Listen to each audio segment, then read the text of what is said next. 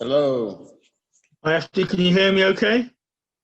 Yes, I can. I'm about to say, hey, Chuck. I'm about to record. Chuck, I'm about to do an interview. I'm recording. Hey, I'm doing good. Can you hear me? Yeah, can hear you fine, thank you. Okay, perfect. Thank you again for taking the time to get on with me. Basically, like I said, what I wanted to do is just really help bring more light to what you're doing and who you are. Of course, I know you.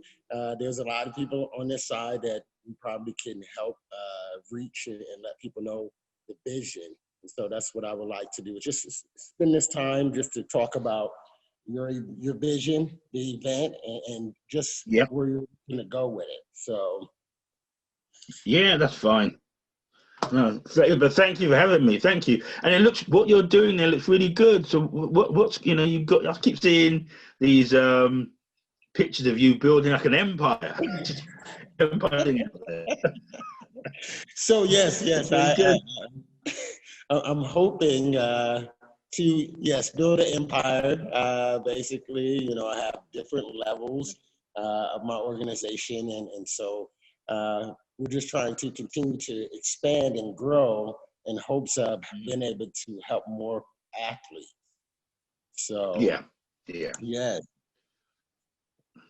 No, it looks good. It looks good. So congratulations on that. Actually, it's you're not standing still, which is fantastic. Thank you. Yes, so definitely. I mean, we was looking forward to coming out again in hopes of trying to bounce back from last year, lost in the finals. So we have to wait until next year, but we definitely will be there and looking forward to it. So good, yeah. Because a lot of those young guys from the Danish team, Wolfpack, they're now playing in the first division. So they've now stepped up to the first division team in Wolfpack. So that's really, really good from their perspective. But your guys, are growing and you're doing all the tournaments, in Baton Rouge with Coach Zell. So yeah, it's what's going on is great. But it was disappointing this year because I was really looking forward to this year. Because, as I said, you guys would have come back. What tends to happen with WCBT, teams that lose in the final, the first time round, come back.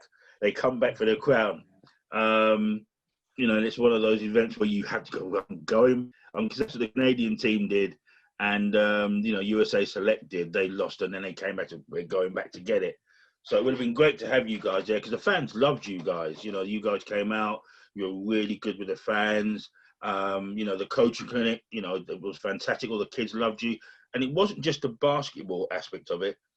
In the UK, they don't get to see guys like your guys. They don't get to see teams from the US.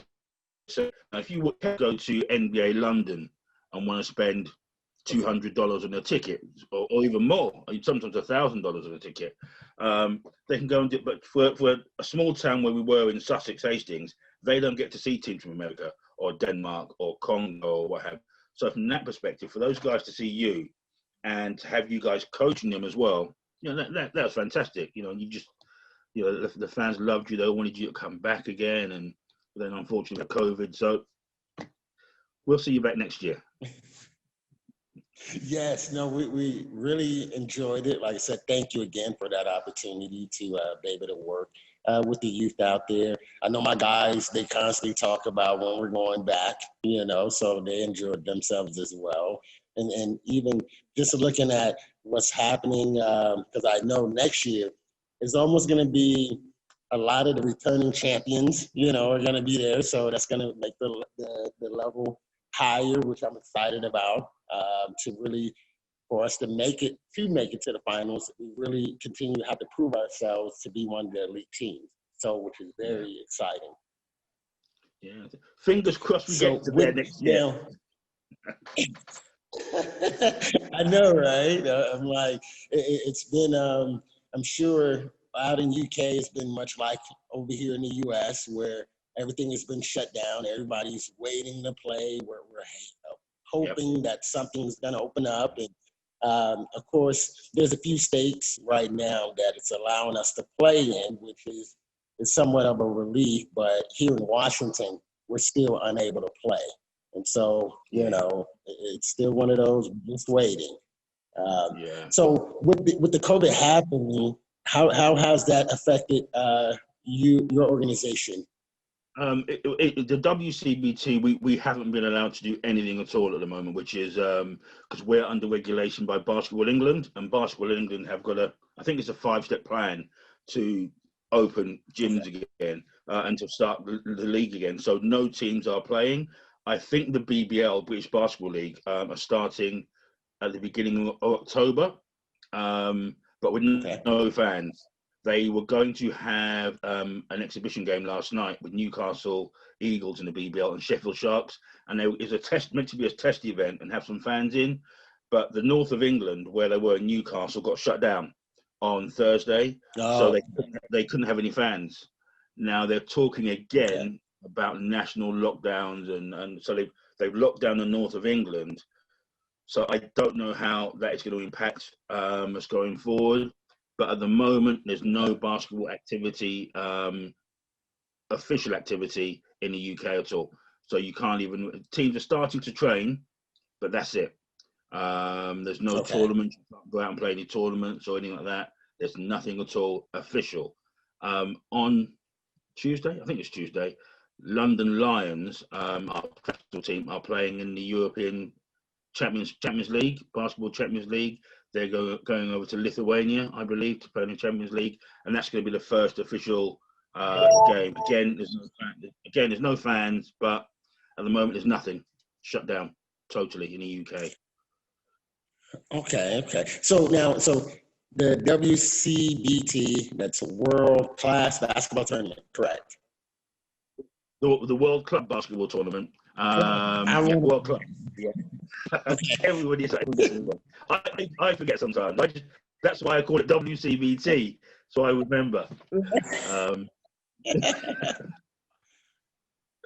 So I know a little bit. I know somewhat of your story behind the vision. If you would like to share that for those who probably are going to see this interview for the first time, so they can get an idea about the WCBT, and it's more than just basketball, and that's one of the biggest things that I try to let everybody know. That this event definitely is for a major cause, and so I would love for you to share your story about your organization. Yeah, thank you. Initially, I've always been into basketball. I've got 3 boys and a daughter. They've always played basketball. Just to give you a bit of background how I got into it. And they always used to love the sport, but there were very few and far between teams in the region we played, in a place called Bexhill in Sussex. So my eldest son played for a team, and it was travelling out, and lots of travelling, lots of money, and what have you. And so I decided to set my own team up, called the Bexhill Giants, and they were quite a good team. We started at under 16s, I think it was, and we just grew. And when all the guys got older, they all grew with me. A lot of the kids started playing for the first time, and then ended up playing in the men's team. And my 3 boys played in the junior team, and I set up a girls team for my daughter. But I realised, much like yourself, that basketball is only one aspect of a lot of things. It's only one part of the journeys, and I wanted to give the kids an opportunity outside of basketball. So we went into tournaments overseas. We played in Spain. We played in an event in Holland called the World Youth Friendship Games, which was like the mini Olympics, which was a fantastic event. I took a team out there, and those who had never ever gone abroad before. They'd never gone abroad. They'd never played teams outside of their region, let alone internationally. So we played teams against USA teams, Spanish teams, we did really, really well. And I learned a valuable lesson at that event, the World Youth Games, that we got to the semi-finals twice, and our team, the starting 5. So that's another story. I learned a very good coaching lesson. But it was, the guys saw a different culture. They met different people. They expanded their knowledge. And I felt, basketball, as you well know, is a very, very small part of it. So on the back of that, taking those guys out on an international journey, I thought Let's see if we can invite some teams from the States to the UK. And in 2014, the USA Select, I'm not sure if you know USA Select, they're a touring team. They tour all around Europe to give guys opportunities to play. And they were coming over to the UK on an annual event. And I said, do you guys want to play the Bexhill Giants? Not thinking I'd get a response. And they said, yep, we'll play. We had a little exhibition with those guys. And then I had a Canadian team, ABA Toronto Knights. They came to the UK, played those guys as well. Said, do you want to play us? And then the following year, they wanted to play again. So I decided in 2015 to do an event. I said, look, as opposed to having all these teams coming over one after the other, which was quite time-consuming and expensive, let's just do one big event. I said, look, let's just do the World Club Basketball Tournament. On the back of, I had a kidney transplant and I wanted to raise funds for that. My wife, Mandy, gave me a kidney in 2010. So I just wanted to raise some funds. So I thought, let's do the two. Let's raise funds for a good cause and have an international basketball event. So I put something out on social media and said, who wants to come to the UK and play in an event? And fortunately, the first year we had a team representing the Philippines, Campi Philippines. We had USA Select. We had a team called Lake Michigan Admirals. So a couple of UK teams. It was a really good event. It went really well. USA Select brought 2 teams down. And that was a start. And I didn't expect it to be as well received as it was, because it's not something that really happens in the UK, having an international tournament. The UK are quite far behind on the world spectrum in basketball. So to say to teams in the USA and around the world, come to the UK to play an international tournament, some teams were probably a little bit skeptical, where they can say, look, I'd rather go to Spain, or I'd rather go to Italy or Germany, where they've got a better pedigree, or Lithuania, like you do with your guys.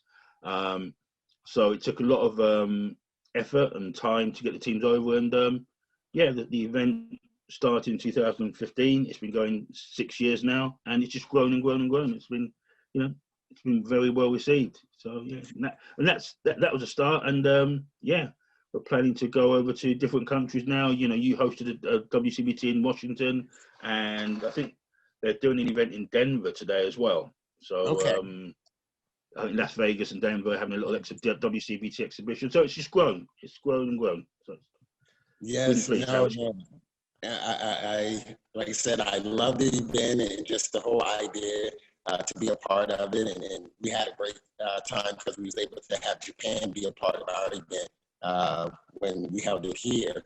And so I'm watching it because I think it's Denver, Las Vegas. I've been watching them as well. There's going to be a tournament down there. And I know it was quite a few. I think it was like at least 5 different areas that was set up, and then COVID shut everything down for the most part. Yeah. I think it was Omaha, Washington, yes, Denver, Las Vegas, and the UK. We were meant to be doing, and right. So I've touched base with a few locations in Europe, Holland and Spain and Germany and France are going to be looking at doing them as well. So the plan is to have WCBT events globally going forward, and just giving the guys the opportunity to play international events. That's what it's all about. It's giving opportunities.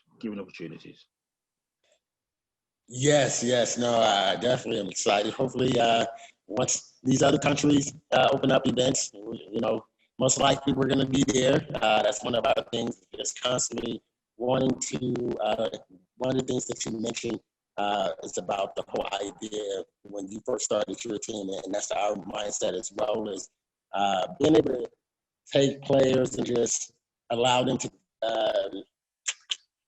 to not say to open up be more open-minded, I guess you can say, to experience other cultures, begin to really understand, especially for a lot of us in the U.S., some of the players that I have never even left the state.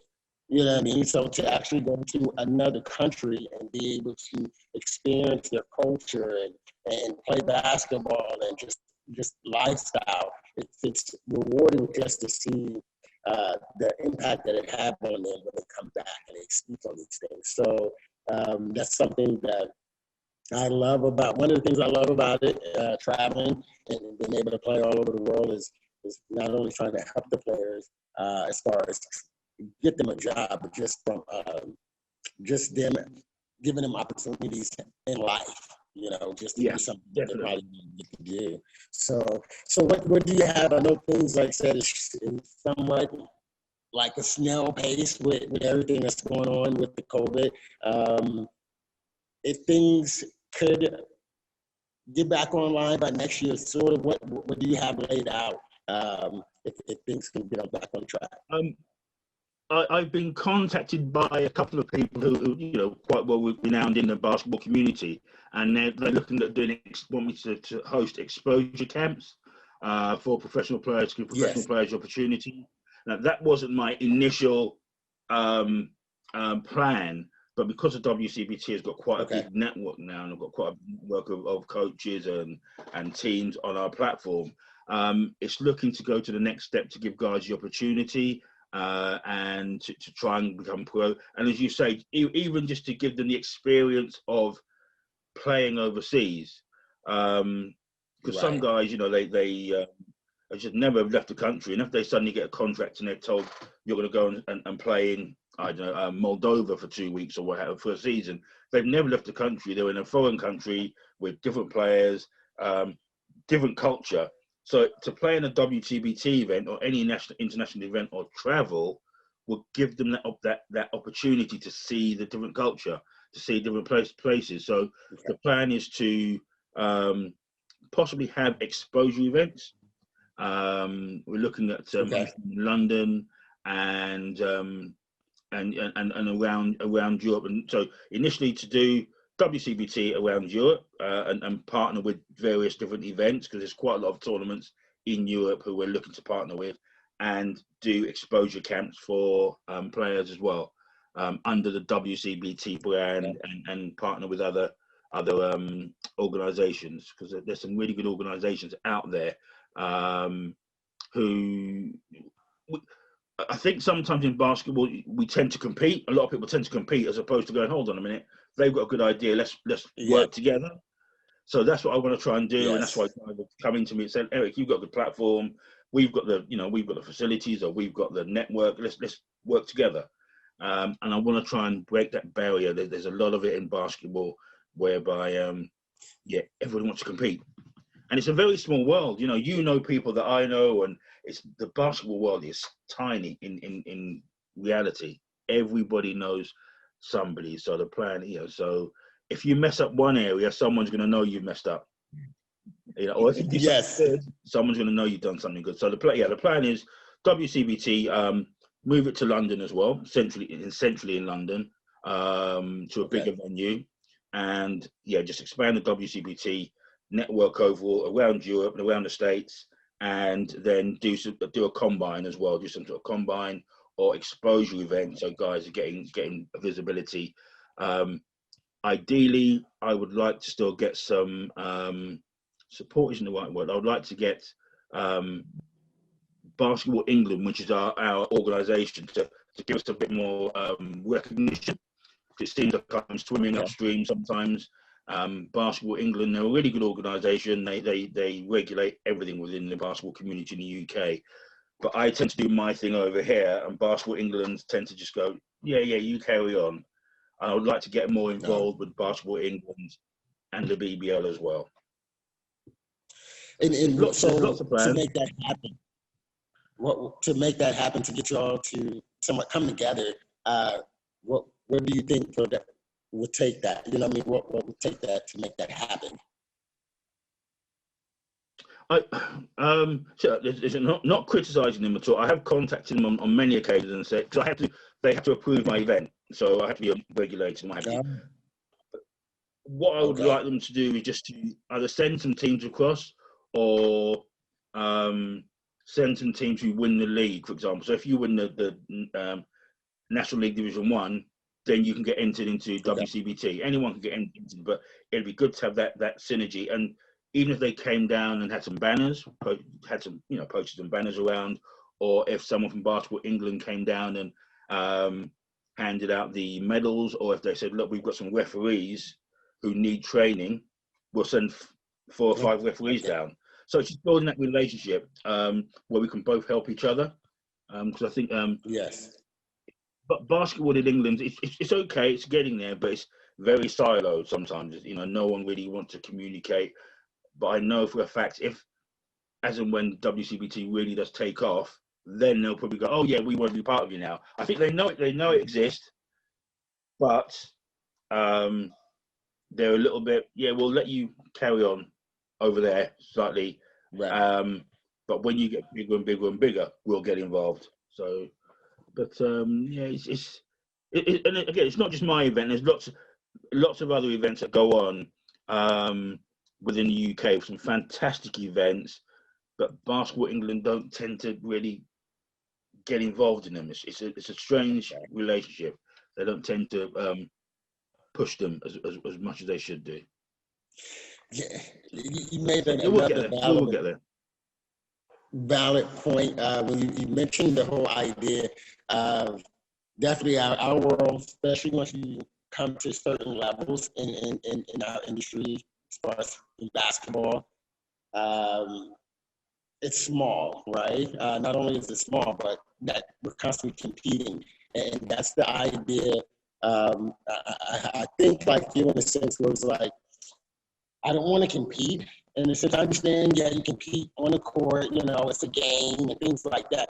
But as far as behind the scenes, right, we're supposed to be sort of working together to help the players, help the community, help others. You know what I mean? And I think if we come together, it gives us a greater chance to be successful instead of I'm gonna keep mine to myself. You do what you do on your side, and you know. And so that was another reason when we came out there to UK, and you and I started to talk about the whole idea that what you were doing, and I loved just your vision. It was like, hey, I wanted to be a part of it because it's very few people that have that kind of mindset that is thinking about this. You know what I mean? So definitely appreciate that. No, it's fine. And again, so I appreciate you coming over, because when you guys came over, you opened up a whole network for me with your players. You know, the players you brought over. You know, and Coach Zell and those guys. It opened up a bigger network, and players like Keenan Gaskins and the guys. You know, those guys, they know people who know people, so it's a big giant network. So if anyone saw those guys playing, going forward, you know, with our media, we have quite a good media footprint. We do all of our games, video most of the games. We do top 10 blocks, etc. So if someone sees one of your guys doing something and wants to sign him up, that's what it's all about. It's there to help. And I personally, I don't understand the competing type thing. I don't get it. If you've got something and I can help, I'll help. If I've got something, vice versa. Right. That's why I've been doing a little bit of work with Amherst. Amherst on the Midwest, the Maximum Basketball League now.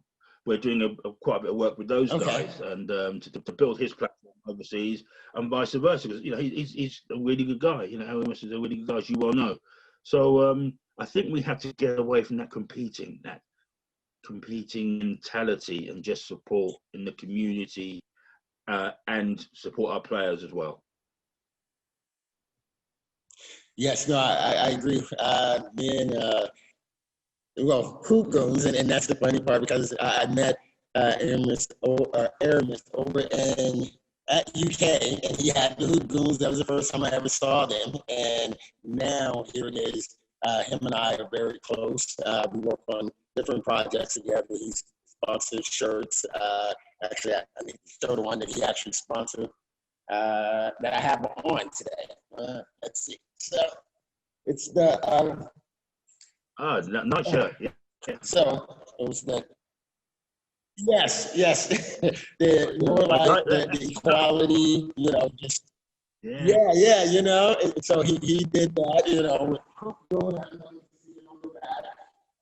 and that was because of your event.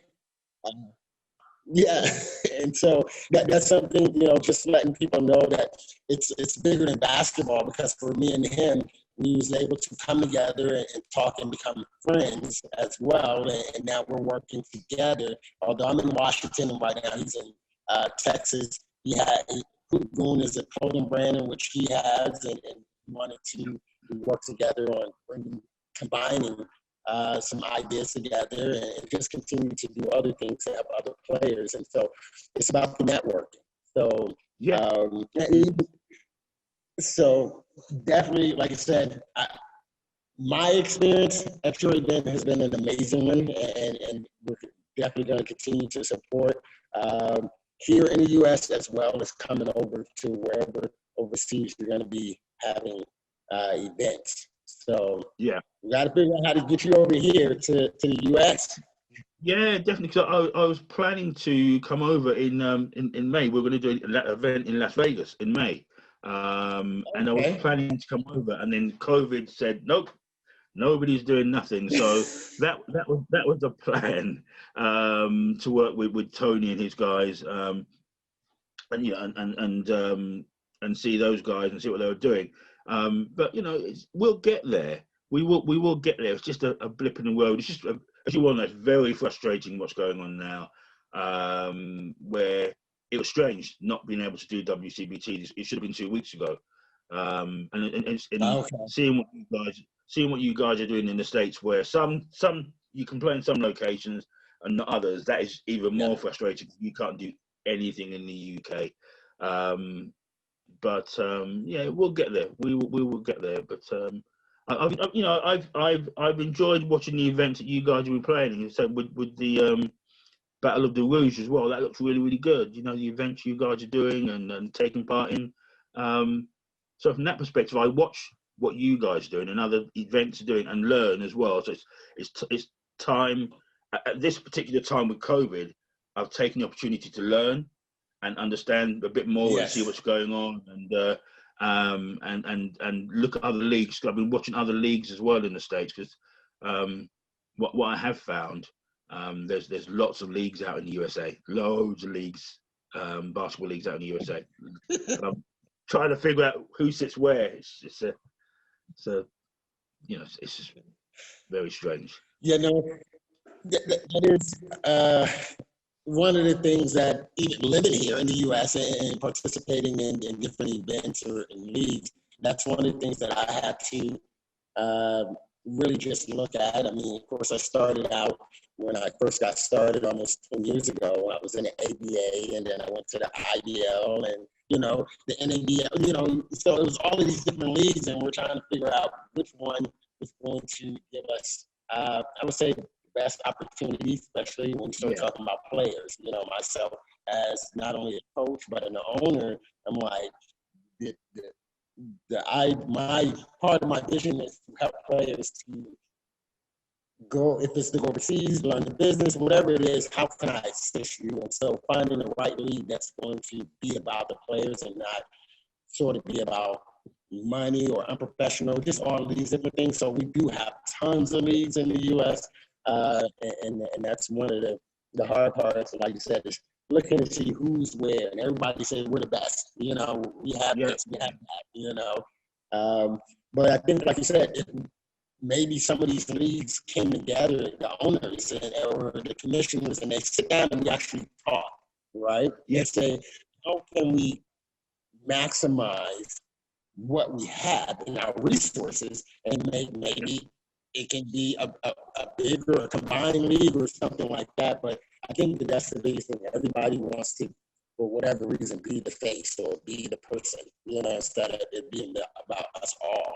So it's different, Yeah. So do you think there's too many egos? Out there, too many. Yeah. So this is mine.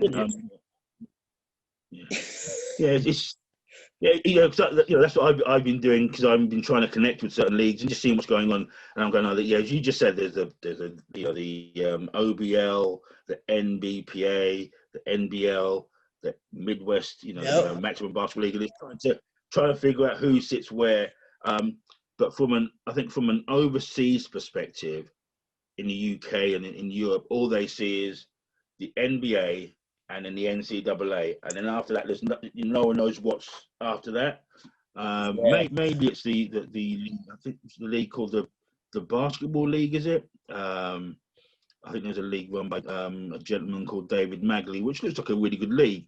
Yeah. And but it's, after that, it's just a bit of a, not a mishmash. It's just how those things are. But as you've said, if people could come together and say, yeah, I've got this league over here and you've got that league, let's try and work out how we can work together. It's not cheap. It's not cheap either. It's very expensive. Very expensive. And I think that's what it is. I mean, so like being an owner, we have our own expenses just for the team itself. You know what I mean? And so, of course, we start talking about leagues. Now you got league fees and whatever the league's going to offer you. So you start to get into all of the behind the scenes details. And I think that's one of the biggest things is even what I found as an owner, some of the organizations don't have a foundation that is really solid, right? So you come in and say, okay, I want to be an owner. Here's a league that I can maybe be a part of, and they say they ask you for $500 or something real cheap. And you say, okay, all right, I'll pay this league fee, I can play in your league. But now on the back end, a lot of the leagues that I found out or I've seen, well, on the owners, you're responsible for uniforms, referee, you're responsible for your gym, you're responsible for everything and really setting up your games. You know what I mean? And so the money and the work, the overwhelming work, because you got to manage teams, it's a lot of moving pieces. And if you don't have enough personnel to have covered that, then what happens is it looks like they're still glorified correctly. And I think that's why a lot of leagues may not, countries overseas, when they look at us in the U.S. and say, if you're not in the NBA or the D League or the NCAA, and definitely I think it's the basketball league. That's one of them that I've seen. It's really good on how it's structured. And if you're not one of those really top leagues that are paying and doing those things, nobody really pay attention. Yeah. And so I think that might be why it's quite hard for some guys from the States to get contracts overseas, because when they say I play in the maximum basketball league, for example, I'm not knocking them at all, but overseas we just go, what league is that? We don't know. Exactly, yes. And I always sort of try and say, because I get contacted by guys all the time trying to get overseas. When I get emails, I will respond to them again because I want to help people. And I say to guys, have you got game film? Have you got any game film? Some guys have, some guys haven't. Have you got any stats?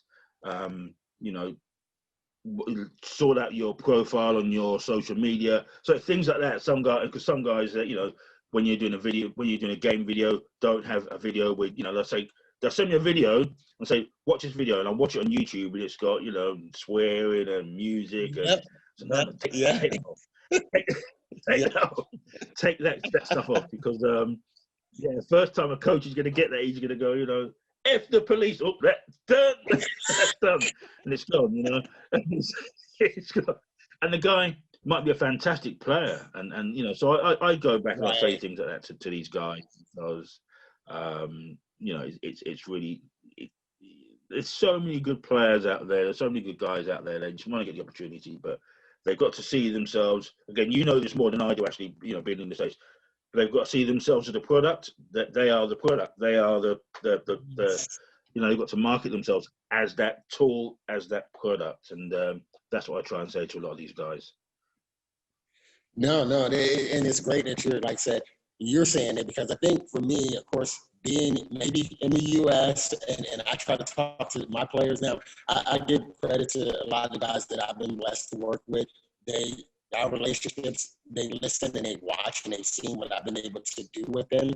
And so they begin to really buy into the whole idea that they are the product. But that's something that I try to tell. The things that you're saying, I try to tell athletes, because I get videos all the time, want to play, and they want my help. And I'm just like, okay, send me these things. And I'm just like, like you said, the video, I'm like, that may be one of the songs that may be hot right now in this generation. But, you know what I mean, for say a coach or organization is not professional.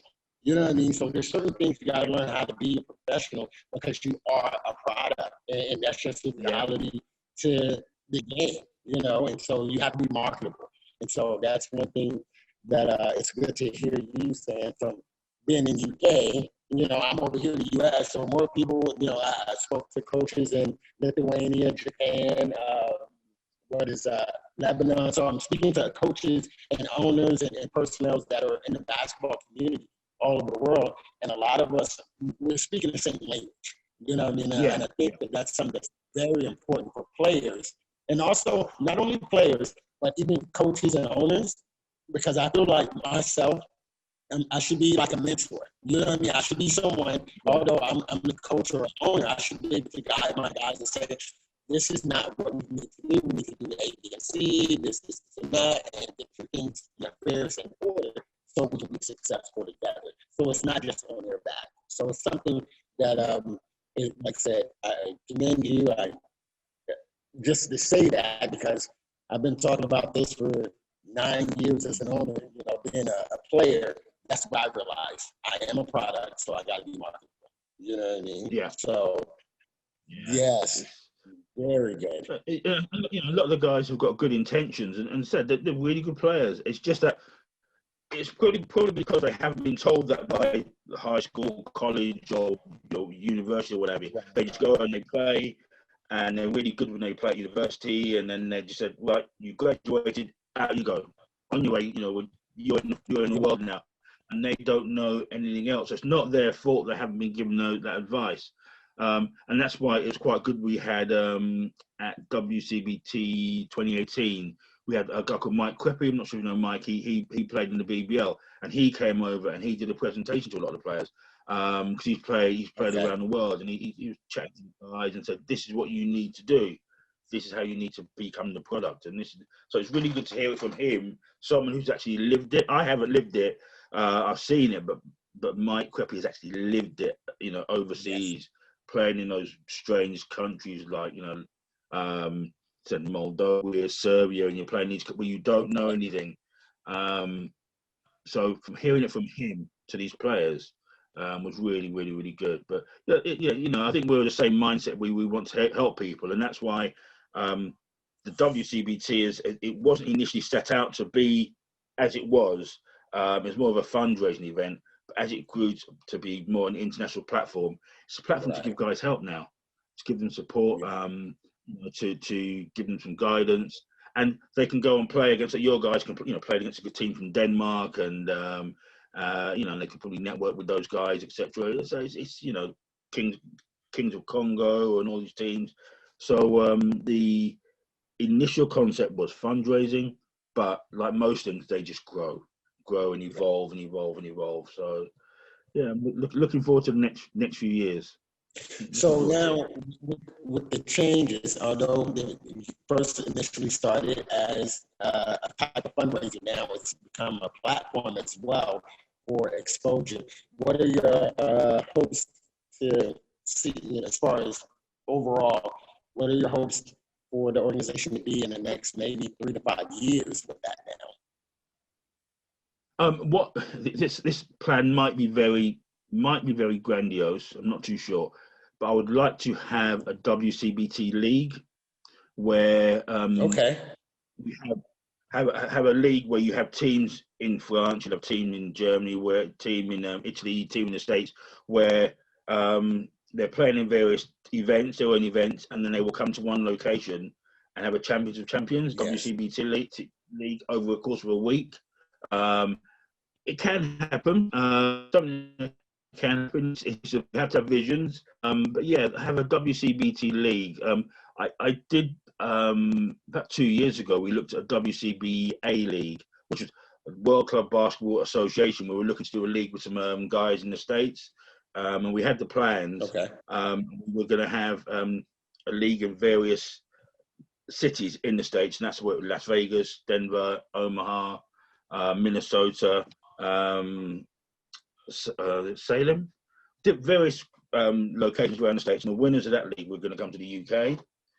But it became, the plan was there, a great team of people, but it's the money. you know, we couldn't get sponsors on Okay. board. We were trying to get sponsors, and without sponsorship, you can't really do something that big. So what I'm doing now is building Right. WCBT up. We've got some sponsorship. We've got sponsors this year. We had a really good sponsor come on board who were going to fund the event and what have you, because of COVID. So, you know, we've got the plan is to have an international WCBT league. That is our ultimate plan, and get teams from the BBL, so Spain, Germany, Italy, to all come together and play. You know, play if it's a one-off, or it could be biannually, could be quarterly, but the plan is to have that international league to take it outside of just and the States to get more European teams involved. So you never know these things. It's a plan, but it will. I love it. I love it. Definitely, I will be on the lookout for it because, like I said, we're going to be a part of it. I love the vision. Just you and your family, I had a chance to meet, you know, so you all as persons, just the love that y'all gave us, you know, it's genuine. And so I support you 100% in whatever you're doing in the U.S. or over in the U.K. So definitely, hopefully, once that, or we can even help bring that about, you know what I mean? Because I know it's going to take more than just yourself to try to get all the right people behind it and the sponsors. And I think what we're talking about, getting the right group of us together who have a positive impact on the game and who has a resume to show that we have done some things, you know what I mean? And especially when you start coming to sponsors, they need to see results, you know, where we're going to go with this, you know. And so I definitely look forward to that. What I want to do before we get off, I have to let people know maybe projected date for next year for your tournament, as well as how they can get a hold of you and follow you or things like that to support your program. Yep, sure. The projected date of next year, WCBT next year, is going to be early September, the first weekend in September 2021. Hopefully, if they lift the restrictions in the UK, I haven't told my wife this yet. I'm planning to do one in May. If they lift the restrictions, I would like to do something early, when the UK season finishes, to do an event then. That is a plan to do something in May and then something again in September. That is the plan. I really feel like I've missed out this year. So so hopefully May and September, and we have a website, the World Club Basketball Tournament, worldclubbasketballtournament.com, our website. You can find us on Instagram, the same thing, World Club Basketball Tournament. Our Facebook pages, same again, World Club Basketball Tournament, and YouTube. We have quite a big YouTube channel where we've got lots of videos, interviews with yourself and other guys and the players. Because I think it's very important to put a face to people, to put a face to things when you know. It's very, you know, it's all great. We can put videos up and all the rest of it, but when you actually speak to the people who've lived it and have been part of it, that is very important. So our Facebook channel our YouTube channel is very has loads of interviews with the players and the coaches and volunteers. I think that's really important. But yeah, World Club Basketball Tournament, just put it in Google, you'll find loads of stuff out there about it as well. And just to touch on your point, again, you know, I really appreciate you guys coming out there because to the UK, because it takes a lot of, I don't think, from initially, I didn't realize how much it took for you guys to come out to the UK, fly there a weekend. It's expensive for you guys. It's time consuming, you know, and tiring for you as well. So from my perspective, all I can just thank yourselves and any other international teams that do come over, because it's from something which started as a small concept to get guys from around the world to come to the UK and play in an international event that I started. You know, sometimes I have to sit back and think, hold on a minute, is that something I started? Much like you know yourself, what you've done. Sometimes I don't think you realise how much you do sometimes until you sit back and think, hold on, you know, was that me? So from my perspective, all I can do is thank you, Ashley, and your players and your organisation and anyone else who comes over to the UK to be a part of my event, or our event, and you're part. Anyone who comes to my event, they're part of the WCBT family. And again, thank you for hosting the event in Washington as well. That built our network, so can't thank you enough. Oh, you're welcome. And thank you, like I said, once again, for just being you, for the idea. Like I said, I had, before even coming, I've heard about your event, and I just sort of watch. I'm one of those where I sit back and see how things go, what it looks like, and try to do my own research on it. And so I sat back and think like a year and look and wait, and I decided the last year that we was going to come, and once we got there, we wasn't disappointed at all, and so that was the best part about it, because knowing just taking that chance to go overseas and hope that the competition is going to be there, that it's going to be organized, with a lot of scary parts for us, because we are spending a lot of money on sponsors and things like that. And so for us to go over there, and everybody had a great time, and it helped me as if I knew what I was doing, because I was sort of like the organizer on the backside, and say, hey, come over here. But respect and thank you to you and your organization for a job well done, and we look forward to definitely coming back and continue to grow with you as it continues to expand. And once again, thank you for taking the time, because I know it's late. I think we're like 8 hours difference, from Washington to the UK. Yeah, it's not too bad now. I think it's only about 9 o'clock. Sorry, not 9. It's about 8 o'clock now. So that's nice and early. That's nice and early. I did one of these interviews, and I was up at 2 in the morning. The guy said, I can't think what time it was, but it was 2 in the morning. I was like, man, 2. So, but no, it's thank you, Henry. I wish you all success with the platform, the antidote. Yes. So we basically, what happened, right, is we was fortunate enough with Coach Zell. He introduced me to the antidote, and I had sat down with the antidote and said, hey, I got this idea. What do you think?